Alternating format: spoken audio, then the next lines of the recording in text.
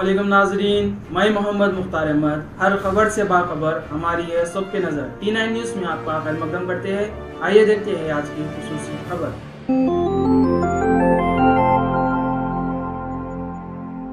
अभी नतीजे आ रहे थे, खींच बढ़ती जा रही थी।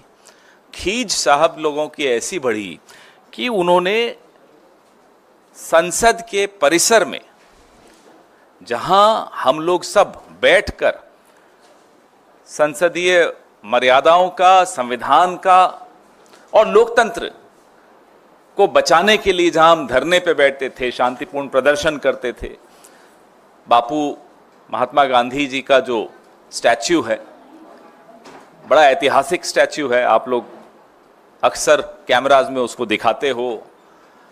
और जैसा मैंने कहा, उन्हीं के चरणों में बैठकर, यही भाजपा जब विपक्ष में होती थी, ये लोग भी उन्हीं के चरणों में बैठकर हमारे खिलाफ विरोध करते थे और लोकतंत्र की रक्षा करते थे, संविधान की रक्षा करते थे। हम विपक्ष में आए, हम भी वही कर रहे थे। लेकिन ये एक अनोखे प्राणी हैं। वो बड़े बुजुर्ग कहते हैं ना, जो कोई व्यक्ति अगर बुराई का प्रतीक बन जाता है तो वो एक अंगारे के माफिक हो जाता है। जलता है तो हाथ जला देता है और बुझता है तो हाथ काले कर जाता है। तो ये बुझते बुझते भी हाथ काले करते जो जा रहे हैं। महात्मा गांधी का स्टैच्यू, आपको तस्वीरें दिख रही हैं, वीर शिरोमणि शिवाजी महाराज, छत्रपति शिवाजी महाराज का स्टैच्यू, बाबा साहब डॉक्टर अंबेडकर का स्टैच्यू, ये तमाम स्टैच्यू वहां से हटा दिए गए। पीड़ा किस बात की है, खींच किस बात की है? पीड़ा इस बात की है कि ये जो one nation one reincarnation, one nation one god जो बनना चाह रहे थे, एक देश एक भगवान खुद जो बनना चाह रहे थे, उन्होंने कहा बीच चुनाव के कि महात्मा गांधी को तो कोई जानता ही नहीं था जब तक पिक्चर नहीं आई। लोगों ने जवाब दिया, 4 जून को करारा जवाब दिया। अब खींच निकालने के लिए उन्होंने महात्मा गांधी का स्टैच्यू वहां से उखाड़ दिया और धकेल दिया कहीं पीछे जाकर। संविधान की पूरी लड़ाई राहुल गांधी, मल्लिकार्जुन खड़गे साहब, हमारे तमाम नेता, प्रियंका जी, पूरे चुनाव प्रचार के दौरान उन्होंने प्रचार से भी ज्यादा संविधान को बचाने की मुहिम छेड़ दी थी। क्योंकि संविधान पे जो खतरे के बादल मंडरा रहे थे, वहीं 7 लोक कल्याण मार्ग से ही निकल कर आ रहे थे। तो बाबा साहब अंबेडकर के खिलाफ भी खींच निकाल दी, उनका स्टैच्यू भी यहां से उखाड़ दिया, पीछे धकेल दिया। महाराष्ट्र के नतीजे आपके सामने हैं। करारा जवाब महाराष्ट्र के लोगों ने भी दिया। तो महाराष्ट्र के लोगों से बदला लेना के लिए उन्होंने क्या कदम उठाया कि छत्रपति शिवाजी महाराज का स्टैच्यू भी यहां से उखाड़ दिया और पीछे धकेल दिया। अयोध्या में क्या हुआ? 50-50 कोस दूर एक भी सीट नहीं जीत पाए। ना केवल अयोध्या, अगल बगल की तमाम सीटों पर करारा जवाब मिला। आप सुबह से शाम तक देखिए कैसे गालियां दे रहे हैं ये अयोध्या वासियों को, राम भक्तों को।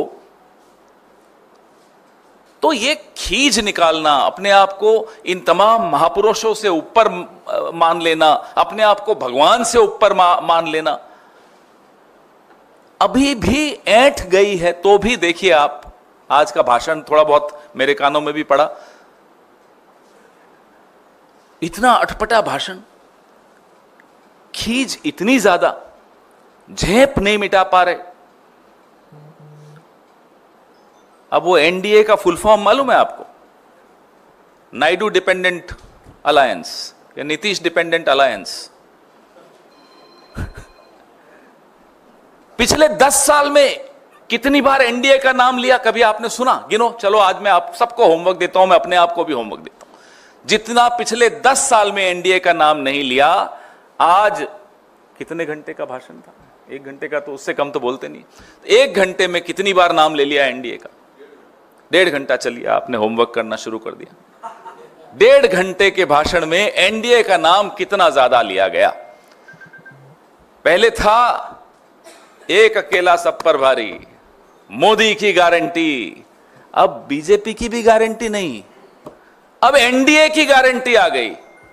वैसे एनडीए वाले जो दोनों हमारे साथी हैं ये भी जानते हैं इस आदमी की गारंटी पे कोई भरोसा नहीं करता, वो लोग भी नहीं करते।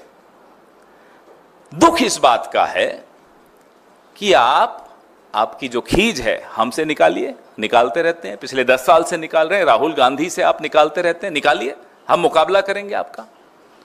आपकी खींच तो आप नेहरू जी से निकालते रहते हैं, उसके लिए मुकाबला करने की जरूरत ही नहीं है। नेहरू जी का कद इतना बड़ा है कि आप अटल जी के पांव की धूल के बराबर नहीं, आप नेहरू जी का मुकाबला करने चलें। तो आप अपनी खींच छत्रपति शिवाजी महाराज से निकालने की कुछ चेष्टा क्यों कर रहे हैं? डॉक्टर बाबा साहब भीमराव अंबेडकर जी से आप अपनी खींच क्यों निकाल रहे हैं? उनकी क्या गलती थी? यही कि वो एक बहुत ही बढ़िया, बहुत ही उम्दा संविधान के शिल्पकार थे जिससे मेरे और आपके हकों की रक्षा होती है। आप क्यों महात्मा गांधी के इतने खिलाफ हैं? ठीक है, आपके वैचारिक पूर्वजों ने जो किया वो किया, आपके वैचारिक पूर्वजों ने गांधी पर गोली चलाई तो गोली चलाने से पहले वो भी झुके थे उनके सामने। जिस तरह से आज आप संविधान के सामने झुक रहे थे ना, हमारे मन में यही विचार आ रहा था कि जब राजीव जी की हत्या की, वो महिला भी राजीव जी को पहले हार पहनाया, उनके सामने झुकी और फिर हत्या की। तो आज मैं बड़ा घबरा रहा था जब ये संविधान के आगे झुक रहे थे। हम मांग करते हैं कि जो 2 कमिटियां बनी थी, ये मेरी प्रेस विज्ञप्ति में दोनों कमिटियों की जिक्र है। एक कमिटी है JPC on maintenance of heritage character and development of parliament house complex, और दूसरी है committee on installation of portrait statues of national leaders and parliamentarians in the parliament house complex. ये 2 कमिटियां हैं। आपको हैरानी होगी जानकर कि ये जो कमिटी है पोर्ट्रेट्स और स्टैच्यूज वाली, इसकी आखिरी मीटिंग 18 दिसंबर 2018 को हुई थी। 6 साल से कोई मीटिंग नहीं हुई। और कल जब जयराम रमेश जी ने ये मुद्दा उठाया ट्वीट करके, 2 बजे उठाया था, लगभग 8 बजे ये जवाब देकर फिर झूठ बोलते हैं कि राजनीतिक दलों से बात हुई थी। किसी राजनीतिक दल से कोई बात नहीं थी। तो हम यह स्पष्टीकरण चाहते हैं, भारत की जनता को यह बताएं, महाराष्ट्र की जनता को बताएं। खैर, छत्रपति शिवाजी महाराज सिर्फ महाराष्ट्र के नहीं, हम सबके हैं, हम सबको बताएं। बाबा साहब अंबेडकर सबके हैं, महात्मा गांधी तो पूरे विश्व के हैं ही। हम सबको आप बताइए कि इन महान विभूतियों को हटाने के पीछे आपकी मंशा क्या है?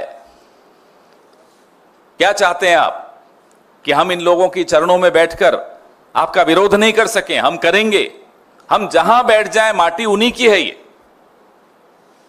लोकतंत्र की रक्षा करेंगे, आपको हम जवाबदेह बनाएंगे, और संसद के भीतर और संसद के बाहर आपको इन तमाम सवालों के जवाब जनता को देने पड़ेंगे।